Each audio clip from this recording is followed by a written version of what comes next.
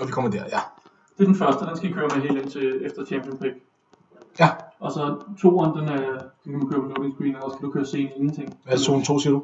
Det er inde i LoL. Det er LoL og stream. Det er sådan i selve LoL. Nu er der kun noget dernede, fordi LoL ikke er åbent. Nå, på den måde, ja, okay. Og den nederste, prøv at tage den nederste, eller den midterste, den der, så er det bare Godt. Vi vil langsomt være klar til kamp nummer 2 mellem Team Wi-Fi og this team. Jeg tager lige hørebøfferne på her, og det kører vi kører naturligvis trådløst, ikke Morten? Det er klart. Eller jeg gør. Jeg kører med tråd. Jeg kan sige, at du er en slags tredje verdens kommentator. Det er rigtigt. Lad mig starte med at sige tillykke med sejren her lige før. Tak. Det havde vi ikke regnet med. Også kommentator altså. Tak for det. Altså vi havde betragtet jer som værende underdogs. Ja, det er jeg enig i. Men man må jo sige, at den taktik, I har lagt for dagen med at minimere skaden i botlane og fokusere på top og midt, den virkelig betaler sig. Vi lagde den taktik, at botlane, der skal vi holde torvet så længe som muligt. Ja. Og feede så lidt som muligt. Og så regner vi med, at Mads og Laurits, de kører den hjem. Jamen Og det var det, der skete. Det er jo fantastisk, I kører lidt på det der med, at man ved, at Mads er god. Altså, han ved, hvad man carry, men Elgård, han kommer ind som en dark horse. Ja. Lidt mystificeret, ingen rigtig ved, hvad han kan, og så videre. Og så laver han det her fantastiske og tager MVP-titlen. Og jeg er imponeret. Ja, nu er den ligesom ude, ikke? Altså, kan vi forvente, at Elgård er lidt en one-trick pony, eller har han flere ærmer eller trækker kort i ærmet? Jeg vil sige det, Michael, hvis jeg vidste det. Men jeg ved det, jeg må sige, at jeg tror, med det store spil, han har vist os i dag, så tror jeg, han har mere. Ja, men vi ser frem til de næste kampe. Ja. Det er jo dagens sidste kamp her og nu. Det bliver spændende at se, især om det uventede nederlag til Team Wi-Fi påvirker deres kamp. Om de havde sådan noget gummiben. Ja, lige præcis. Jeg tror det. Kunne det noget gøre med, måske, at de ved, at de er på global tv? At de er lidt nervøse? Det kunne man godt forestille sig. De er jo ikke vant til det pres. Føler presset, ikke? Man ved, at man for alvor er ved at nå månen, når at, man bliver suppleret med LCS-musik. Ja, det er rigtigt. Så er man ved at være der. Og jeg synes faktisk, det er en interessant kamp, vi skal se nu. Fordi Team Wi-Fi har jo hele tiden været store favoritter. Ja. Og de skal møde et rigtig stærkt hold nu. Hvad kan vi sige om det her hold her, hvis de skal møde? De har jo i hvert fald, må man sige, den på papiret stærkeste spiller i den her turnering. Ja, Malte. Hvad ved vi om Malte? Vi ved, at han er nået til Challenger. Ja. Og så vidt jeg er orienteret, så var det som support. Ja, det er faktisk til dels rigtigt. Han nåede Challenger som AD Carry, okay. Men skiftede så over til support, da han... Hvad for en rolle tror du, vi skal se ham i dag? Jeg tror, vi skal se ham i AD Carry. Han er klart stærkeste i den rolle, og jeg tror, at vi kommer til at se et hold, der bygger meget op omkring at få ham til at komme op og køre. Okay. Men det er en væsentlig sværere rolle at carry et helt spil med. Ja. Fordi at han er meget mere udsat, og han vil blive fokuseret af Team Wi-Fi. Så det bliver this teams fornemmeste opgave at holde at pile modstanderne så meget som muligt, og altså handler det for Malte om at positionere sig korrekt i de her kampe her. Så vi er lige med at finde ud af, om det hele kører som det skal. Freed, flyt ind i de andre, kører det. Har I billedet? Så i hvert fald. Der er nogen, der skriver. Nej. Ikke noget. Har vi signal til omverdenen? Men der går vi lige, er der ikke et delay? Jo, men det bør have været, det bør vi have været over nu. Kan vi se, hvor mange der kigger med? Ja, vi har hele 5 spectators. Ja, det er rigtig godt her, vi får feedback på Freed. Det er godt, Freed, vi takker. Ja, som vores seere så ganske rigtigt bemærker, så har jeg fået en ny co-caster, fordi Markus Lille Ole Olsen skal spille. Så nu har jeg fået besøg af Morten Slagter Lund Nielsen, som jo lige kommer fra en sejr, og han er, som I kan se, høj på livet og andre substanser. Romkugler bajer. Der er kørt nogle romkugler ned, det må jeg indrømme. Vi er stadig i gang med lobbyen, som I kan se her. Skifter lige, beklager, jeg skifter lige billedet her, I kan se, vi er stadig i gang med lobbyen her. Vi skal lige... Men der bliver simpelthen skrevet i chatten, er det noget trash talk, eller er det taktik, der simpelthen kommer ud på det offentlige forum her? Ja, jeg tror, det er uskyldige spørgsmål om, hvorvidt folk er klar eller ej. Men det kan da godt være, at hvis man læser mellem linjerne, ikke, og mangler lidt at bruge store bogstaver, så er der sådan noget had. man kan sige, lidt tror jeg, faglig arrogance, ikke? Ja. Ja. Og vi har en, der går ud. Ja, han kommer tilbage igen. Super. Jeg tror snart, vi er klar. Prøv at se placeringerne i... Prøv at tjekke, bemærk placeringerne i de forskellige ligaer her, ikke? Eller på SoloQ. Ja.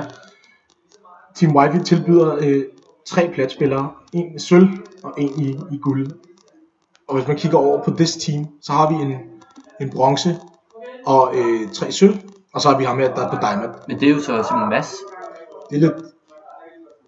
Ja, det er lidt et mærkeligt hold her. Hvorfor er Mads... Nå jo, det kan jeg forklare. Det er fordi, at Malte, vores Challenger AD Carry, han har ikke en account på Northeast, som vi spiller på nu.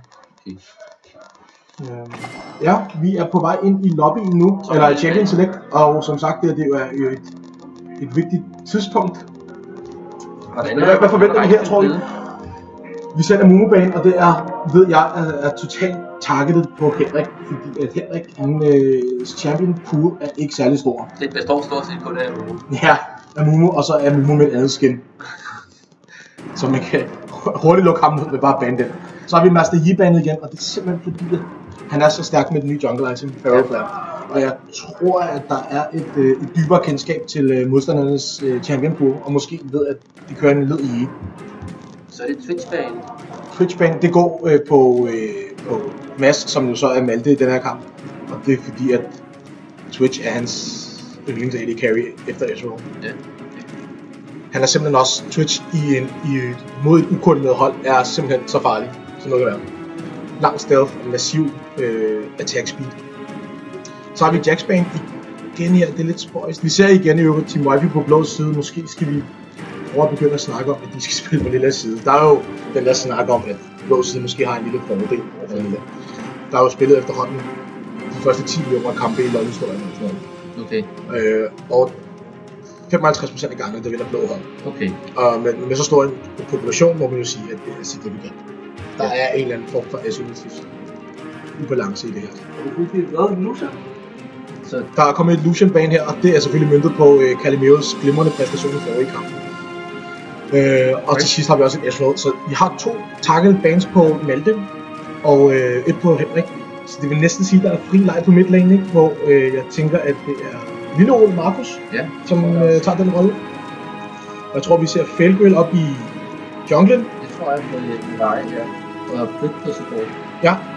Og så har vi en Panda Wanda oppe i top lane. Og det er et smart pick af Blyt. Til Morgana, ikke? Men på den anden side... Team Wi-Fi. På den anden side ser man så, at blå hold har fået Thresh. Ja. Hvad siger du til det? Lige bandede Thresh som den første. Ja, hvorfor gjorde det? Vidste, at han var meget, meget farlig. Hvad er det, I synes, der gør ham særdeles farlig? Ja, det er The Ant, primært. Og så I ved, at The Ant, han dyrker Thresh. Ja. Og jeg tror i øvrigt faktisk, at Malte ryger toplane, når den dag kommer. Når du tror ikke, han skal spille AD Carry? Nej. Nå. Det er jeg næsten sikker på, Christian Sobbe skal. Vi har jo lige her, I kan ikke se ham på webcam, men vi har fået besøg af Jakke D, også kendt som Zona, også kendt som Morbus Raiders. Ja, kødskjoldet. Der har minimeret skadeomfanget i botlane. Med de der perfekt timede crescendos. Bare sidder lige i skabet. De får i hvert fald svaret nu. Altså det vil jo være, hvis det er, at de har valgt at placere Malte i toplane, så er det jo et totalt godt mindfuck. Ja. Altså så har de brugt 2 bans på en modstander, som ikke engang skal spille i den lane. Ja. Det er rigtig godt. Jeg kan godt lide tanken. De har taget Ryze over på blå side. Hvad tænker du om det? Ja, er det en Ryze top lane? Det tror jeg det er. Det tror jeg bestemt er. Det er oftest der man placerer ham nu. Og så sætter man som regel en teleport på ham, som du også ser. Ja. Han er... En af grunden, så han kommer tilbage igen. Både faldet i kraftig favør hos pro-spillerne og de her semi-pro-spillere. Ja. Hvordan vil han være med i selv? Ja, det bliver ret interessant. Det kommer med det. Jeg vil sige, at Lee Sin har en fordel indtil omkring 20 minutter, cirka. Hvor vi begynder at se Ryze, han begynder at få noget mere defensivt i det. Han begynder, der har han i hvert fald fået sin Robert Bates, han har fået sin tier. Han Måske endda sin Argent of Stats, ikke? Så begynder det at blive farligt. En klog. Her har vi fået besøg af Shaq. Og verden skal vide, at han er ekstremt homo. Ja. Hvorfor er du her, Shaq? Gå nu væk, mand. Short and kloge. Hvor kører seriøst? Jeg har hørt det meget godt, der er noget flat magic resistance. Vi vender lige tilbage her. Ryze, jeg tror, at han har en væsentlig ulempe mod en Lee Sin i starten af spillet. Lee Sin er kendt for sit totalt stærke early game. Og så er de valgt alligevel til en Sejuani. Det er noget spændende. Jeg har ikke set en Sejuani i et spil, hvor det tæller i rigtig lang tid. Nej. Jeg har en idé om, hvad hun kan. Vi får se. Men er det, som jeg ser det her, de her to hold, så er this team spot lane, det er da et stort sats, de har lavet. En hypercarry som Jinx mod et meget stærkt matchup. Ja, det er... Og Caitlyn. Risikerer hun ikke at blive det er rigtig godt. Altså, vi kan sige, at det der er den helt store fordel med Jinx, det er, at hun kan pushe waves. Ikke pushe waves, jo, det kan hun også, men hun kan rive tårn ned som en led kælling, ikke? Det går virkelig stærkt. Og så har hun jo den her, en af de længste ranges i spillet, hvor hun har fået maxet sin Q. Ja. Så det er, okay, hvad hendes store ulempe er, så hun har 0 mobilitet, og er dybt afhængig af supporten kan redde hende i farlige situationer. Man ser oftest, at en Jinx er sammen med en Thresh, eller på grund af lanternen, ikke? Så hun kan hives ud i farlige situationer. Men her der ser vi en Morgana support, som faktisk også er et udmærket valg i den her situation. Michael, ved du, hvis Jinx bliver hooket, og hun så får kastet skjoldet på sig bagefter, så er det for sent. så er det for sent. Okay. Så kan han stadig hive sig ind, men når han så kommer ind og skal lave sådan en flay, så bliver hun ikke slået. Okay. Så Tror det kan du, stadig at Plyt er i stand til at drikke så Skal jeg tænke på, at Pelle nu har en midlertidig adresse på Nykøbing Falster, og man mister bare nogle kognitive funktioner dag for dag, man er der. Så det er nej. Ja, men mentalt der går man langsomt ud. Det er lidt dårligere. Og der er en skøn potentiel synergi mellem Sexa og Sejuani med Ultimates. Ja, altså Sejuanis ult er virkelig god. Kan det passe, at det er nu? Altså, der er jo ikke noget swap nu. Det vi ser her, det er, hvad I får. Det vil sige, at vi har nogle role swaps allerede efter første kamp. Vi har set Slap Yours på Caitlyn. Og vi ser Hulkatron, han er rykket fra jungle op i top lane. Og vi ser, at Calimero er gået fra AD carry til jungler. Og ganske rigtigt over på Purple Team, der ser vi, at Malte, altså, som kører under aliaset Mass 90 nu, ikke spiller AD carry mod al forventning, selvom han er challenger-grad i det. Altså på papiret, som du siger, den bedste spiller vi har på Pano. Han har valgt at gå top lane, men jeg vidste godt lidt, at han har dyrket top lane meget her på det sidste. Ja. Så det bliver spændende at se, hvordan han klarer sig. Han har også taget en teleport, det er det nye, det er det man gør i top lane. Altså man tager en teleport som sekundær spell, og det er simpelthen fordi, at efter en patch 4.4 eller sådan noget, 4.5, der blev teleporten buffed, hvis man teleporterer til tårnen. Så har den 1 minut lavere cooldown. Okay. Det giver en massiv presence, og det gør, at man kan base og købe items, uden nogen fare for at miste tårnen, mere eller mindre. Ja. Og man kan lave mere våde spil, fordi at man har sin tryghed i sin teleport. Jeg er rigtig glad for Vi-picket her. Jeg kan rigtig godt lide Vi som jungler, altså som Henrik har valgt Failgrill. Hendes ult, den er frygtelig, hendes level 6 gangs op efter er frygtelig farlig. Og et sikkert gank. Og sammen med en Jinx er det rigtig godt, fordi hun kan nå at fyre meget skade af på meget kort tid. Og hun vil lægge sine fælder. Ja, nemlig. Ja, det er rigtig Det kommer godt. ikke ud af det gank. Det er rigtig godt, ja. Det bliver rigtig spændende. Det er lige, at botlane kommer til at handle botlane kommer i høj grad til at handle om Pelle kan ramme sine Dark Bindings med Morgana.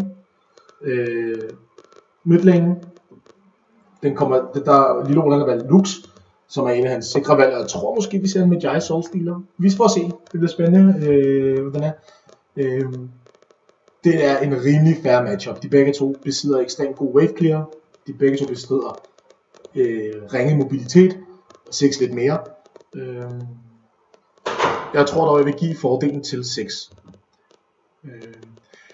Jungle, den har vi lige snakket om, og top lane, der vil jeg som sagt give early gamet til Lee Sin, og så vil jeg give late gamet til Ryze. Det der med Lee Sin, det er så våget at køre ham i lane, fordi at han er en af dem, der giver rigtig meget skade. Ja. Rigtig meget skade. Men det gør han jo på den præmis, at han ikke bygger tanky. Og sådan som man spiller ham, der skal man jo ind tæt på, og man skal være en irritationsfaktor for modstanderholdet, ikke? Så vi får se... Så det er det, som jeg spiller i Kali. Ind, skade, ud igen. Lige præcis, ikke? Ind og genere. Jeg tror, at vi kommer til at se, det Lee Sin gør, det er, at han bygger Hydra som det første. Så han kan lave noget god wave clear og noget god pushing. Og så tror jeg, at vi langsomt begynder at se en overgang til det mere defensive, hvor jeg tror, at han kommer til at rushe noget Magic Resistance mod der Ryze. Så det bliver spændende. Igen, der kører de jo rimelig meget AP på Team Wi-Fi. Vi har Ryze 6, og så har vi Sejuani, der til dels også AP. Det er ikke noget væsentligt AP, men igen, der er noget der. Så det bliver spændende at se. Skal vi se her engang. Ja, vi skal lige trykke den op på 2'eren. Ja, det er bare også, vi har set her i 2 sekunder. Det kommer her. Så var det. Så rigtig stærkt. Og vi har fået David Lenz på besøg. Det er lækkert. Velkommen til, David. Mads er ikke den bedste spiller på banen. Det er Malte da. Ja. Det sagde vi også. På papiret er Malte den bedste spiller, men det er ikke det, Jonas. Det er Malte, der spiller på Mads' account, fordi Malte har en account på West, og vi spiller på Northeast. Ja. Og derfor har han ikke nogen level 30 account her på Northeast. Det var en lån Mads' konto. Og der er mange rooms på. Det bliver spændende om det, siger jeg. Du er stadig chak. Ja. Jeg er jo egentlig på vej. Du er sådan, Men jeg mistede op, måske noget. Så, nu er vi i gang. Vi er i gang med damer og herrer, det bliver spændende at se. Kan vi få det op, fordi det er stort?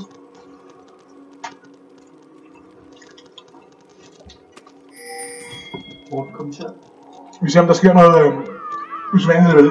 Tror du, vi får et invade fra starten? Jeg vil ellers vente om at sige... stor succes med det. Jeg vil ellers vente om at se, hvad for en hold har det stærkeste level 1? Det har Team Wi-Fi efter min mening, fordi de har den her threshold. Ja, og de kan i princippet også med Ryze lave en rune presser. Det vil sige, at de har 2 hårde CC'er. Ja. Det har vi selvfølgelig også. Vi har en hos Pelle, og vi har en hos Lille Ole. En hos Ole også, ja. Vi har faktisk meget ligeværdige level. Det bliver spændende at se. Her kan vi se, at de tager en defensiv position, men alle 5. De har faktisk været den samme taktik. Er det går de begge to efter Red Invade? Blood Invade. Det er rigtigt. Ja, det kan godt være, man ser det ret tit. Det ser i hvert fald ud som om, at this team, de går ind. Det er meget tidligt, de vælger at invadere, men måske vil de have noget... Tror du, de går efter First Blood op i top lane? Ja, det tænker jeg. Gør. Nu har Team Wi-Fi, de har lukket lunden, tror jeg. Er der ikke helt sker noget? Skal vi prøve at gå herop og kigge en gang? Ja, her der gemmer de sig i brushen. Det er kan være rigtig farligt for Team Wi-Fi der, hvis de er lidt for nysgerrige, så... Det bliver spændende at se her. Jeg tror bare, det bliver et clean blood buff steal. Og så det kan faktisk godt være en situation, hvor at Helgrill faktisk får en triple buff start. Ja. Fordi at Sejuanis clear er ikke særlig hurtig. Så hun først kommer op til blå buff, hvor Felgrill måske er på vej mod sin. Det bliver spændende at se. Hvis han får et triple buff, så har han en væsentlig fordel. Og så spørgsmålet om vi kan udnytte det. Nu 6 kommer ind, og 6 opdager det her. Ja, nu går de på blå. Nu efter det set, så der tror jeg bare, at de laver et clean blå buff invade. Og du kan se her, der efterlader han på minions. Der er jo 2 skoler. Ja. Og den skole, der vælger at efterlade dem. Så at Sejuani først... Skal vi ikke...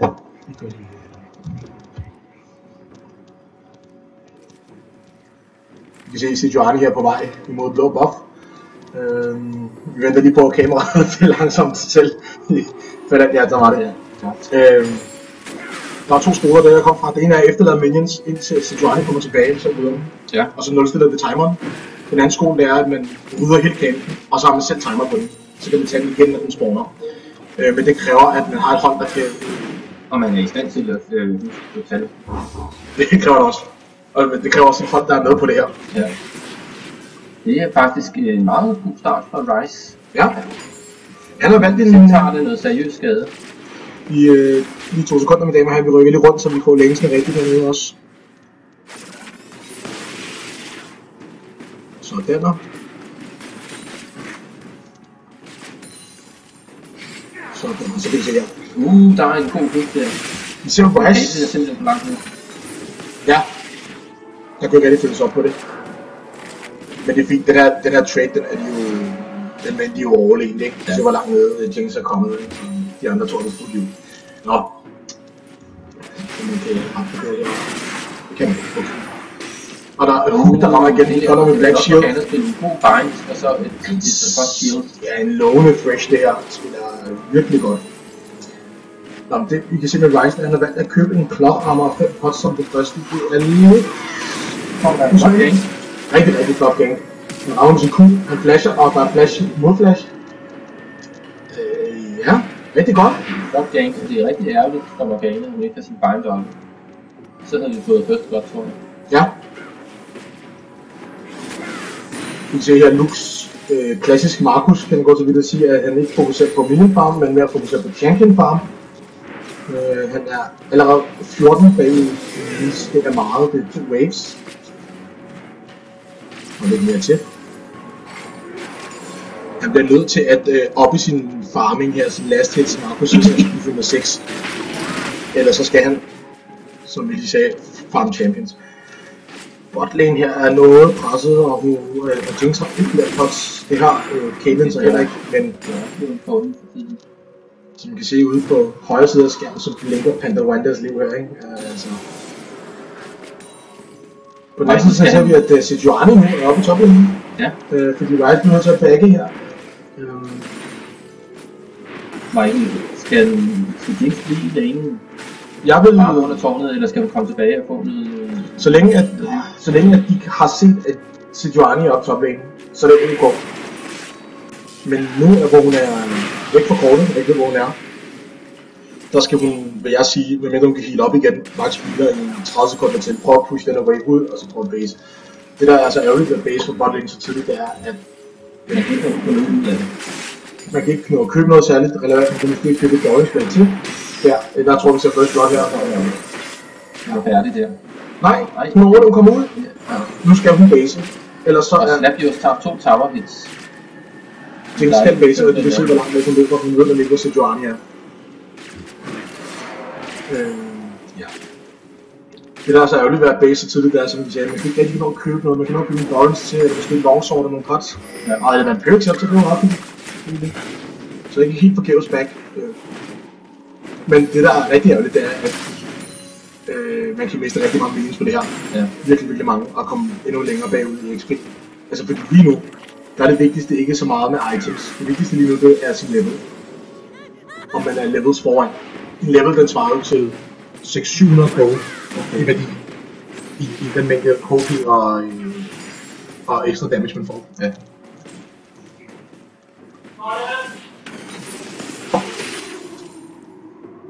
Så indtil videre, der ser vi jo alene på læningen. Alene på læningen, der ser vi allerede nu en 800 gulds forskel. Vi siger lidt om, at der er nogen farming diskrepans. Og det ser vi også, at den stammer fra midlane, eller overvejen, ikke? Jo. Midlane, der er meget faktisk. Det er halvdelen. Han farmer simpelthen. Så godt. Ja, det er ikke særlig god farm. Det må vi jo langt den side af. Det vi ser her nu på Malte op på lige siden der, det er, at han har taget Dorrance til, og allerede nu har fået sin Null Magic Man. Nu kommer der gank her nu. Det er en lane gank, det er rigtig godt, og fuldt rammer. First blood der. Men det går til et ja. Der er nogen, der synes jo, at... Måske kommer der gank her op i... Ryze, han er simpelthen allerede blevet for tanky. Han har i hvert fald købt en rigtig item her i form af Glacial Shroud. Det er en god item, jeg vil sige, at det er ikke mit favoritvalg som første item. Man kan sige, at det var måske nødvendigt, hvis man synes, at den vi sender møder er god. Ellers så vil man have taget en tier som det første, eller en Catalyst. Kommer han til at få problemer senere? Med det her valg? Jeg tror, at hvis Malte nu går hen og begynder at bygge sin Tiamat, det er svært at sige, jeg tror, de kommer til at følge sig ad. Der er jo på drage. Rigtig hurtigt. Efter 8 minutter. Ja, det er meget tidligt. Og jeg tror faktisk ikke engang, at Steve har været så god med rollen. Nej. Jeg vil sige, at den er... Når man tænker på, hvor risikofri den var, så er det en god beslutning. Ja. Men ellers skal man sige, at hvis der bare var nogen risiko involveret, så skulle man nok ikke gøre det.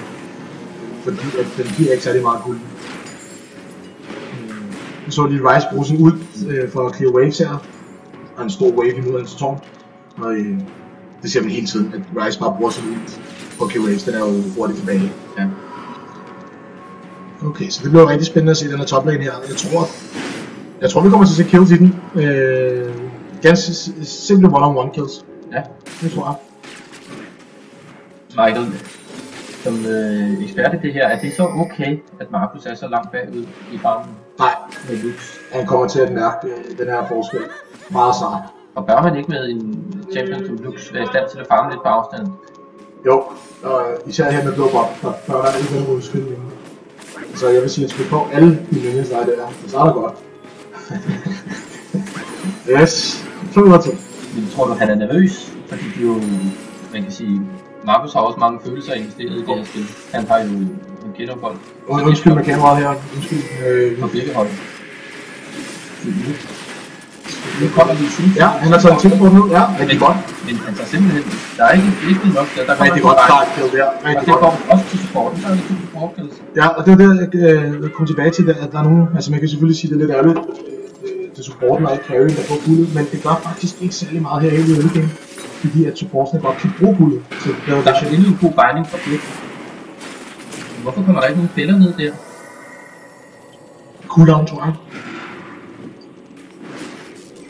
Men så ser man det her push op i toplane. Og det er det, man skal gøre mod en, der har teleport og bruger den. Det er, at man skal pushe den wave til at blive flår. Som han ellers er ikke normalt. Ja. Men det er rigtig godt. God, for Bellwell, god defensiv.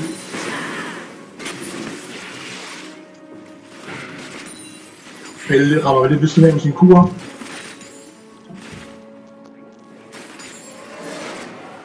Og her ser vi også, at Kevin begynder at klikke af på Jinx.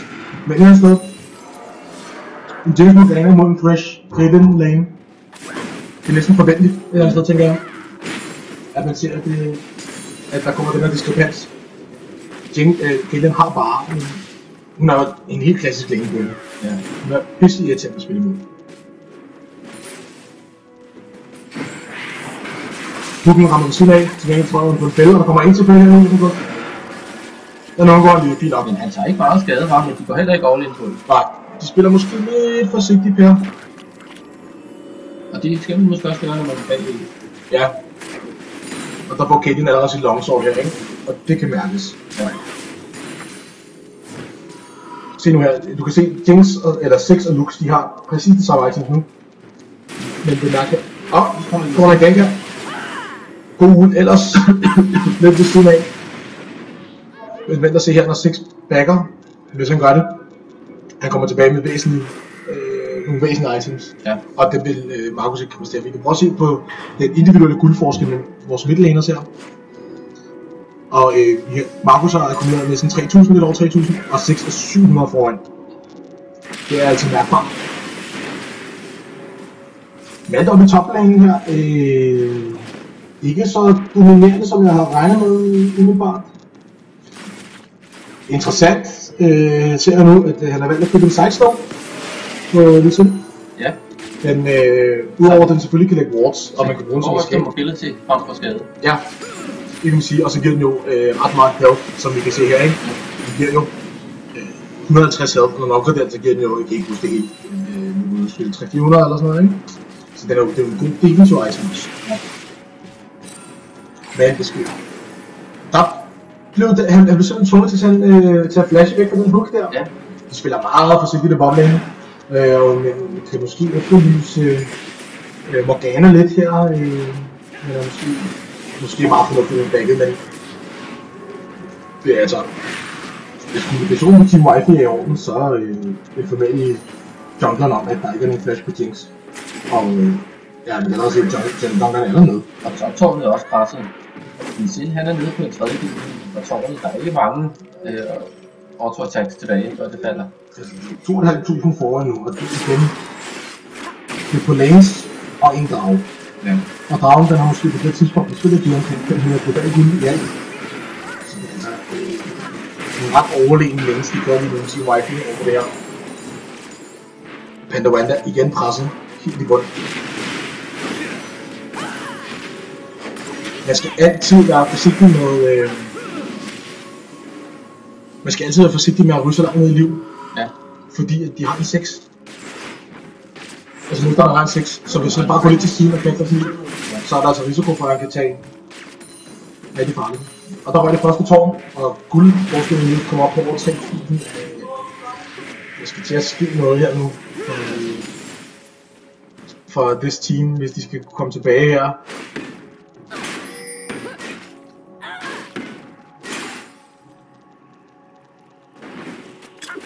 Belgium kunne topplane, jeg er ikke helt sikker på. Men jeg synes heller ikke, at der er nogen junglere, der har fået en rigtig god gang. Nej. Der har ikke været nogen. Det er rigtig vej, der har været. Ja.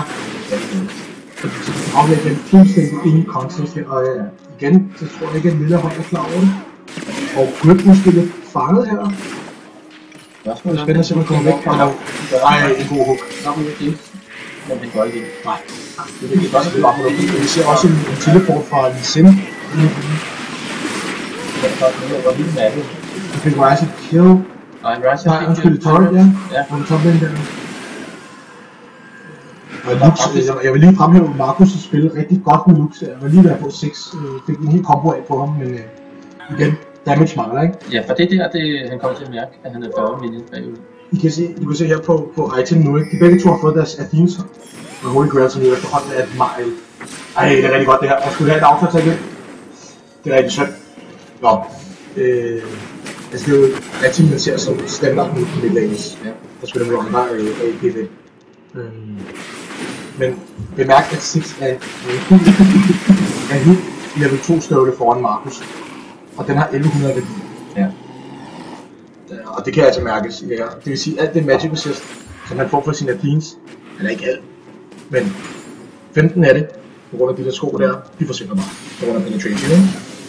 Så han får ikke lige så meget ud af sine Athenes og Holy Grail, som 6 gør lige for tiden. Og Lux har faktisk lavet 2 rigtig flotte plays. Ja. Og det eneste, der mangler, det er damage. Ja, det er det. Det er jo ikke i de direkte dueller, at Markus han kommer til kort. Det er simpelthen laning phase og farten, der simpelthen handler. Så kommer der... Så det her. Det kommer Ryze, der kommer lidt ud af position her, og han er lav på mana. Det kunne godt blive interessant her. Ja. Jeg tror ikke, at det diver. Nej, det kan han ikke. Det er simpelthen for farligt at dive in Ryze, fordi lige så snart, og især med blå buff, lige så snart at hans representer er oppe, og du under tårnet, så er der stort set død. Igen stor wave, og han popper ud den igen, clear den. Og er faktisk rigtig godt med i farmen, de begge to. Og normalt så siger hun, at Ryze er en lidt dårlig farmer. Altså, i hvert fald indtil level 6. Ej, det er godt. Det er så. Men hvor kan I pække nu? Kommer der? Ej, det er godt push spil. Ja, der var ikke noget godt for Pandawanda der. Det er farligt at lade sin AD carry forsvare et tårn alene, eller push wave alene uden sin support. De er ekstremt sårbare. Jeg er meget interesseret i det, synes jeg ikke. Vi ser jo lige nu, at hun er gået i Spirit-vejen inden for jungle items, og har valgt Spirit of the Ancient Golem, som jo bare giver health og noget cooldown reduction for til Nasty, altså den giver meget. Men det giver ikke noget skade. Nej. Man kan så sige, at Sejuani, en af hans spells, den scaler med hendes max HP, så det er nok den bedste af de items til hende. Det er rigtig interessant at se. Hendes ud er virkelig god, og den kan virkelig være game changer.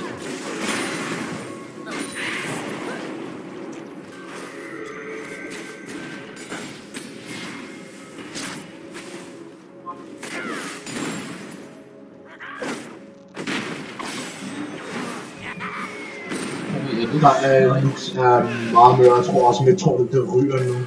Det er i hvert fald ikke særlig meget liv tilbage. der forsvandt det.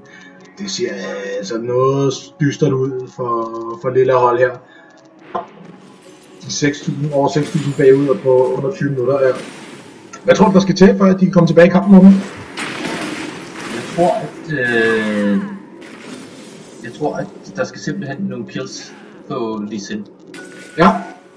Du tænker, de skal have ham op og køre? Ja, det tror jeg. Jeg synes ikke rigtigt, han har ikke båret det her hold på den måde, jeg ville forventede. Nej. Så det måske var det, altså, på en god beslutning at lade ham gå top, men det er ikke rigtig fungeret endnu. Nej, han har ikke rigtig haft mulighed for at gøre det uden device. Det har ikke været for der. Ja. Ja, der ser vi noget flash på endnu et fint spil fra Netto. Vi ser noget miskommunikation op i toplanen med Sin flasher, eller Rise flasher, og så går der lidt tid, så flasher vejer, der kommer ikke rigtig noget af det, samtidig med at Jinx skyder en ult op samme sted, og den rammer ikke. Altså, det kan man sige, det er selvfølgelig bare lidt uheldigt, men jeg tror ikke, at det var helt koordineret, den der. Nej, den de gerne ville have haft der, den kombo. Jeg tænker, at de nok vil have vejet, for bruge sin ult, ikke?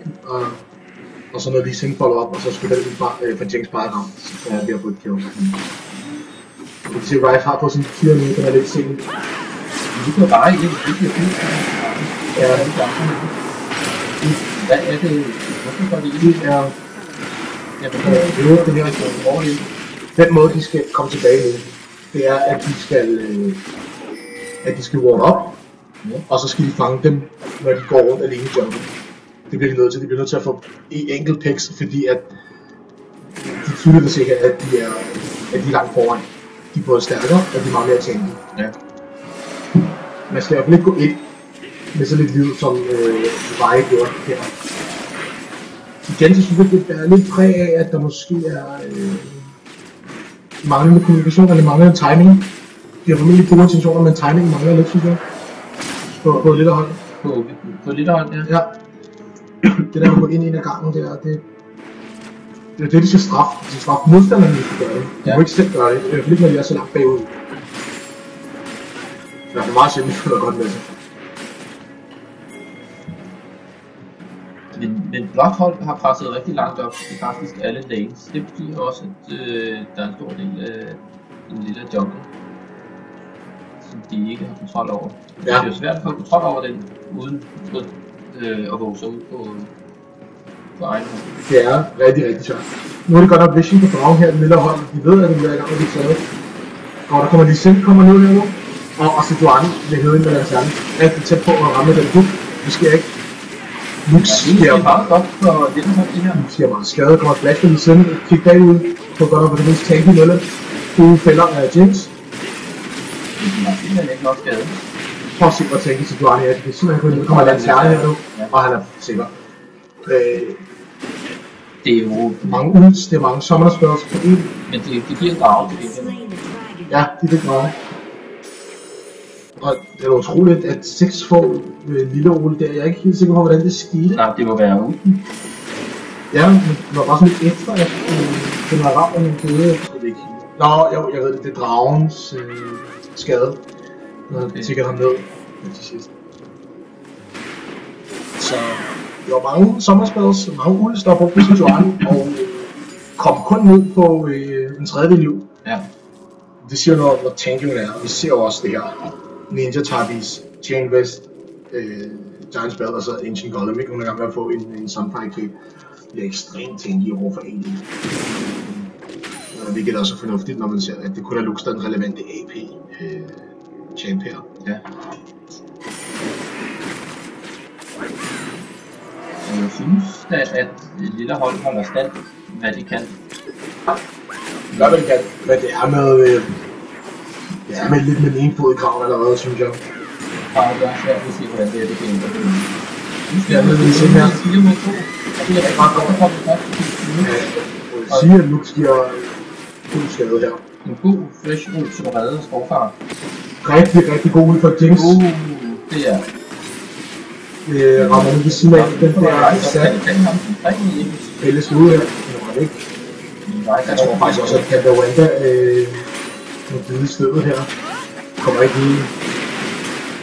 Slap Jaws helt alene og prøver at tage en lille tøj, og der bliver så straffet for det. Der ryger skovfar meget lavt sammen med Holgatron. Jeg synes, de gør, hvad de kan.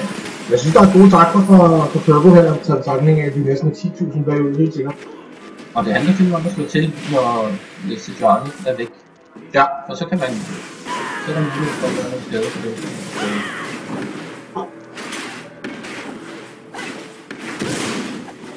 Vi har både et kill på Lissin og et på Lux. Og det er næsten et på her. Ja, det er det. Jeg synes, Lux har vist, at hun faktisk er i stand til at lave nogle rigtig fine spil. Men bare ikke haft skade på. Vi kan se nu her, at Lissin er i gang med at bygge damage. Jeg vil lige pointere her, at det faktisk var Veje, som tog blå buff. Jeg tror bare, at de var bange for, at det ville blive invaded, og den bare skulle tages, mens man kunne. Så vil jeg jo gerne se, at den havne på Lux. Så igen, ikke okay, når det går op på Lux. Nej.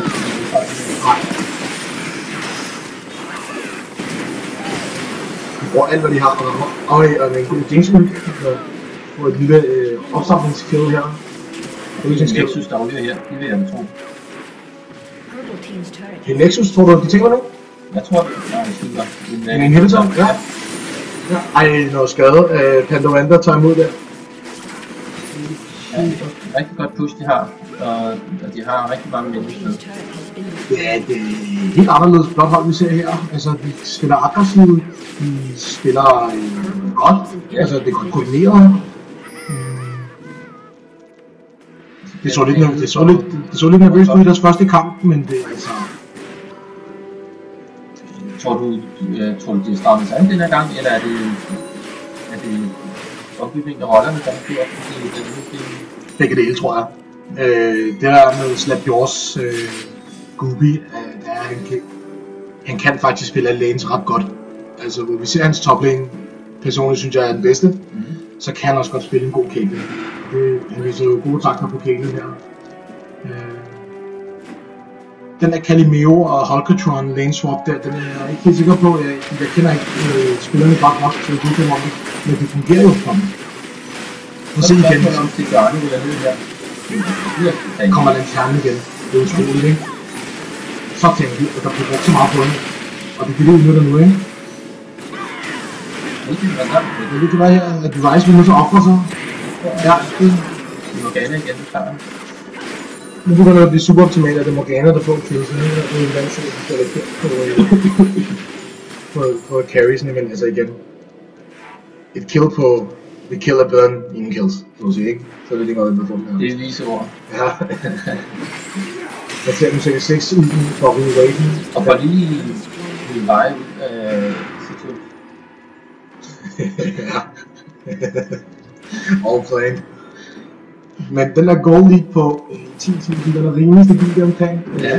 De er 5 tårne foran blå. Men de er 5 tårne foran. Men 9.500, så det går da en rigtig vej for lille hold. Altså man kan sige, procentuelt, der nærmer de sig hinanden. Ja. Men absolut, der er de stadig lige langt fra hinanden. Så det står til det, der er. Mike, hvad er det, der går i det? Er det ikke eller er det kender du hvad? Wow, vi lægger lidt meget sammen. Det her det er en rigtig stor forskel. Og tilbrug for lige selv der. Ja, der var en der ryger. Det er igen tvivlsom positionering fra Jinx side. Et stivforsøg af Lux, som er laseren der lige et par sekunder for sent, men ellers fint forsøg, hvad kan jeg gøre? Så nu er det en blot hold med Barrel Buff, en inhibitor og et lettere hold med en død Jinx og en Lissin, som ikke har mange med. Ja, men er det spændende, at du kan Nej, jeg tror, at de holder stadig 5 op nu. De er 5 op nu igen, ikke? Ja. Og men det jeg tror, at blå hold skal gøre nu, hvis de skal udnytte. Jeg tror, det er at rotere. De skal over på en anden lane. De skal ud. Det må man så sige, at de er simpelthen langt foran jer. Hvor meget skade de giver. Slap Jaws, der bare killer Jinx. Igen ud af positionen. Ja. Det er langt frem. Der kommer Luke med Double kill på en laser. Det er rigtig flot. Det der redder dagen. Det redder i hvert fald sejren nu. For nu. Ja. Eller nederlaget. Det de skal gøre, er at de skal... Nu er de markeret dragerne og gå på, det er rigtig fornuftigt. Men det de skal gøre, er at de skal pushe de andre lanes ud i sidelanene. Og lægge pres på de andre lanes. Fordi det der med at bare brute force sig igennem lidt. Det er lidt crossplay. Ja, det er lidt spild af tid, det er det altså.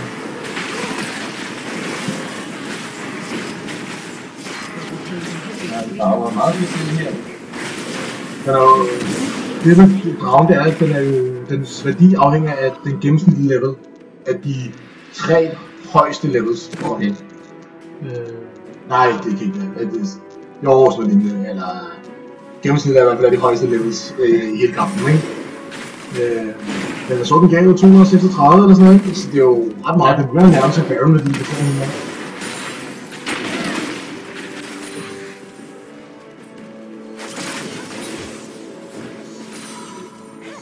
Vi kan se her, at fra vores stabile serie her, at Jonas Gilberto, han mener, at hvis Markus har haft Kassadin, så vil de vinde. Hvad tænker du om det? Altså, Kassadin er blevet massiv rework. Jeg tror ikke, det har gjort nogen forskel. Jeg tror faktisk, at det ville have set rigtig skidt ud, hvis han havde gjort det. men Jonas skal jo tilskud, skal han ikke? Jo, Jonas er også en... Så han kan jo vise os, hvordan man skal gøre det med kassen. Kan man gøre. Her ser vi Hydron på Malte, den er færdig.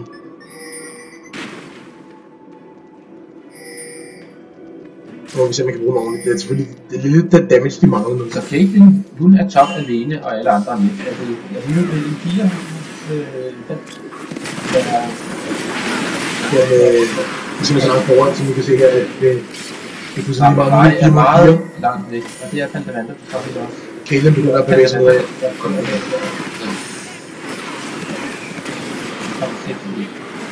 Så vi har 2 kills til blot, så 3 kills her, ja. Der kommer sammen simpelthen her, tror jeg. Det er meget svært ved at se, hvordan du får et hånd. Og Markus ryger også her. Nej, han overlever. Mads, eller Malte her. Det viser gode takter her, ja. Han skal ramme sin kur nu, og så kan han få 6 ned, tror jeg. Nej.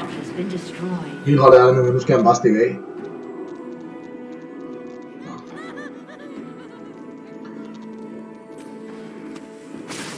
Det er den gang, jeg har sagt det nu vil være sammen med Nordic.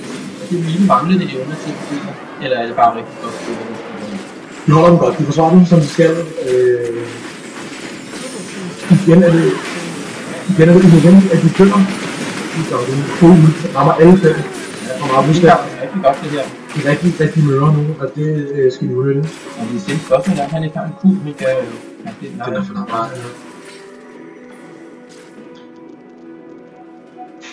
Nej, det er ikke de mange evner til at forudsige, hvordan det skal udvikle sig. Det er jo ikke min idé. Det er det godt forsvaret af lille side, men det er også... Jeg tror bare igen, at det holder fast i, at det er forkert bare at brute force gennem lidt. Det er ikke vejen frem. Man bliver nødt til at lægge pres på nogle andre sider, så deres fokus ikke kan være om nogen længe. Det er simpelthen for let for lille hold bare at spawne, og så gå bare ud. Ja, men i hvert fald så skulle spillet 30 minutter. Så set-timeren, det der er jo ikke så voldsomt. Ikke så voldsomt. Men det her... Det her det er simpelthen så massiv en guldforskel, at den kan jeg simpelthen ikke... Jeg kan ikke se nogen mulighed for, at den kan reddes den her. Nej, jeg siger, der er mange ting, der tyder på, at det her det er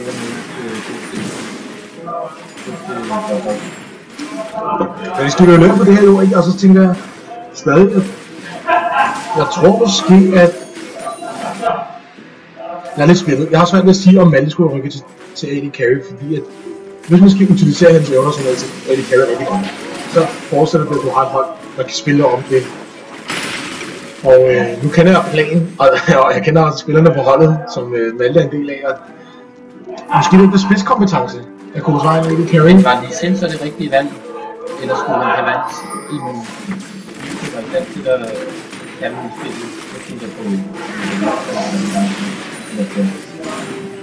Jeg ved, at han spiller Jace. Ja. Det kunne formentlig være et bedre bud. Fordi at det her hold, de vil ikke have det så sjovt med de der Jace-pugs. På den anden side er det så også et rimelig tænkehold, jeg ved det sgu ikke. Jeg har sgu svært at sige, hvordan det skulle være anderledes op i den toplane. Ryze er bare svær. Jax, han er en af de champs, der skaler lige så godt som Ryze hvis ikke gør. Men det var jo bag. Så er det færdigt. Ja. Jeg tror, vi nærmer os, at vi ser en mulig teamfight. Ja. Folk er grupperet godt, og der kommer det der split push fra Ryze. Det som jeg har efterlyst lidt, ikke? At der skal komme pres fra andre lanes. Det er rigtig godt. Pelle, han bliver fanget igen af nogle ting her, bliver presset på ved fremgang ned. Og lige for at godt have været det. Ja. Der kommer 6 ud, som simpelthen... De er simpelthen så stærke. De er lidt mindre på. Og så Ryze, prøv at se hvor stærk han er. Ja, det er helt utroligt. Det er helt utroligt.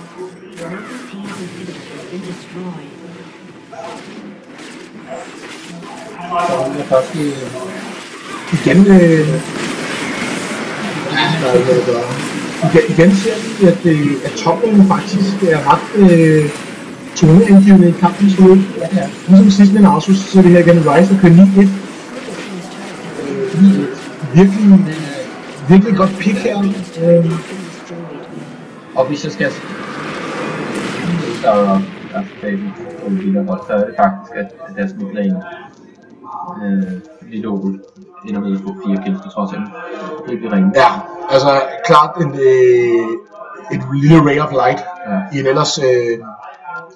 en ellers meget, meget svær kamp. Ja, så det er jo...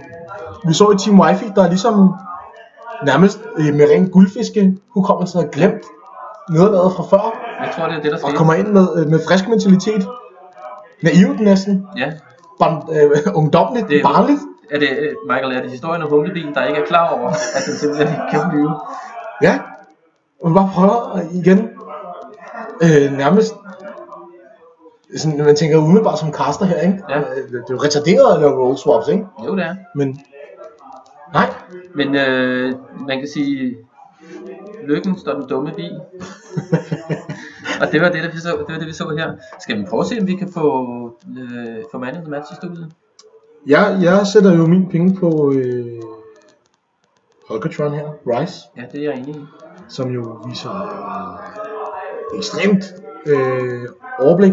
Ja. Og jonglering med sine cooldowns over for en Lee Sin, som man ellers må formode har early game i sin hulehånd. Ja. Og viser faktisk på alle tidspunkter i spillet en lille føring i minions. Meget overraskende. Jeg vil gerne lige kalde på ham en gang. Ja, skal vi ikke gøre det? Jo. Vi vender straks tilbage. Ja.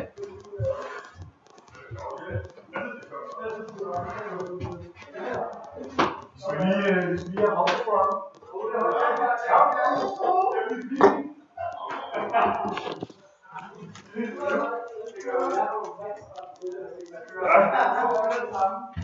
Værsgo til plads. Jo tak. Så der var det her. Vi har fået besøg af Holgertron, som vi her i blandt casters jo synes skal have titlen som MVP. Det var simpelthen fantastisk spillet. Tillykke med sejren. Mange tak.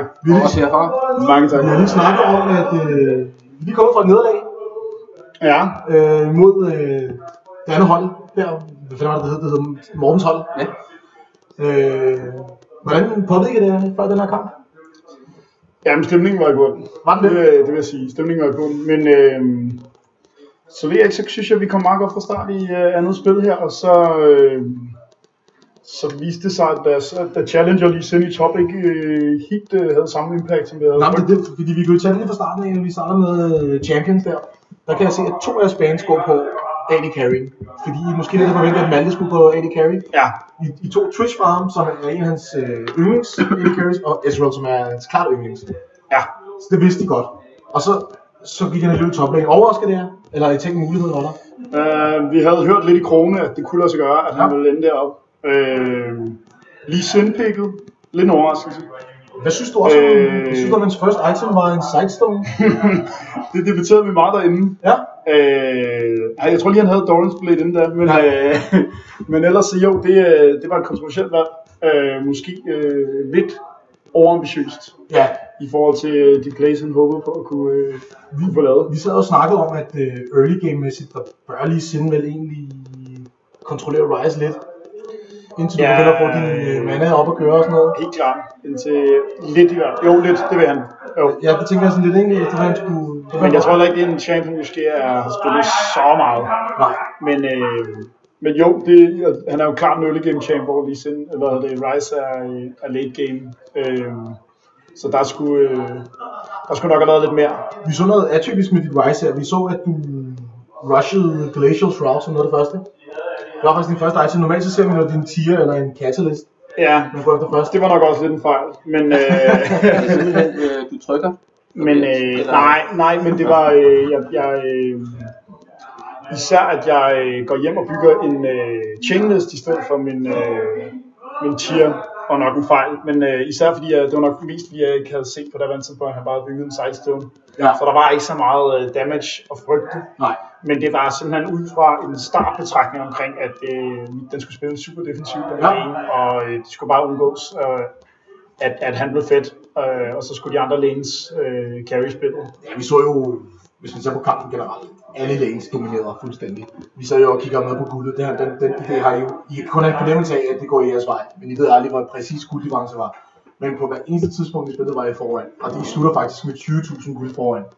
Der var, der var rigtig god dominans. En ting, der undrer mig lidt nysgerrig omkring, det Sejuani-picket her. Hvad gik det ud på? Noget af det handler om, at han har en rigtig god track record med den champ. Okay.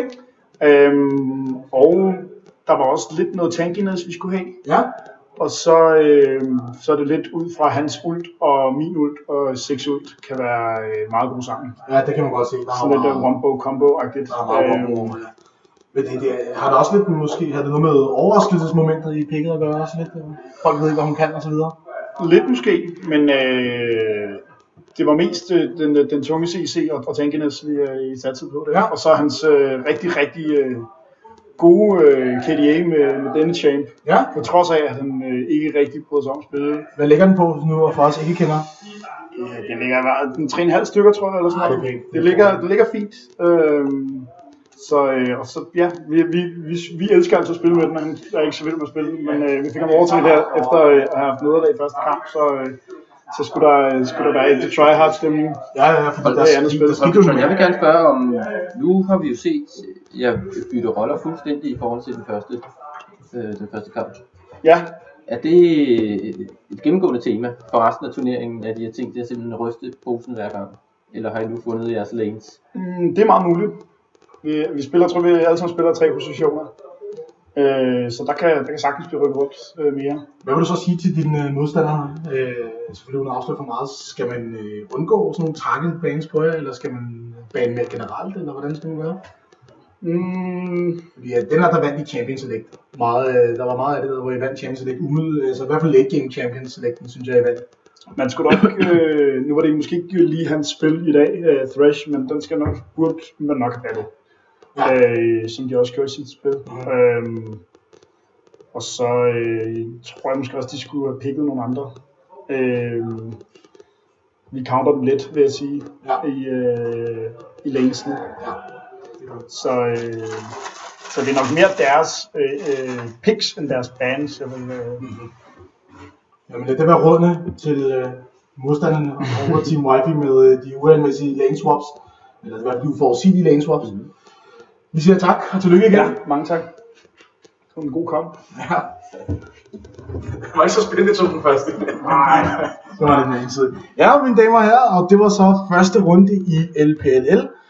Vi håber, I har nydt det lige så meget, som vi har. Det har vi. Det har været fantastisk at kaste for jer. Næste gang, så tror jeg ikke, at jeg kan være med til alle castningerne, fordi jeg selv skal spille jo. Og det bliver svært i hvert fald at gøre begge dele på det høje niveau. Jeg ved, du stiler i. Det er Markus her, vi hører min medcaster fra før. Svært utilfreds spiser en trøstisk pizza. Prøv at se på min damage på mit hold. Okay, noget damage der. Skal vi prøve at se på damage der her? Måske mit hold. Hold da kæft. Altså, men vi som Carstens var ikke i tvivl om, at du gjorde det godt, Markus. Du er også den eneste, der kører altså neutral score her, ikke? Kill stats. Nej, også Malte. Malte? Nej. Jo, Nå, det er det rigtigt. Godt. Ja, men mine damer og herrer, vi siger tusind tak. Jeg kan jo se, at her på chatten der er lidt diskrepans. I siger, Slap Jorsa var man of the match. Jeg må sige, at jeg er meget uenig. Jeg synes helt klart, det var Rice, der gjorde det glimrende. Husk nu, ikke, at der er flere aspekter i det her. Ikke? Vi har en Rice, der var op imod en Challenger Malte. Som blev trynet. Jeg selv lige har lidt mere i det. Ja, damer og herrer, giver det rigtig godt. Vi ses, og videoerne bliver lagt op på YouTube, som sagt, hvor I kan se dem igen. Adresser til det kommer lidt senere. I kan se det på Facebook. I er alle sammen medlem af plangrupperummet, der står til. Så kan I finde link der. Michael, I gotta go poop conciliatum. Morten Slagter Lund Nielsen, vi siger farvel. Farvel. Tak for i dag. Ja.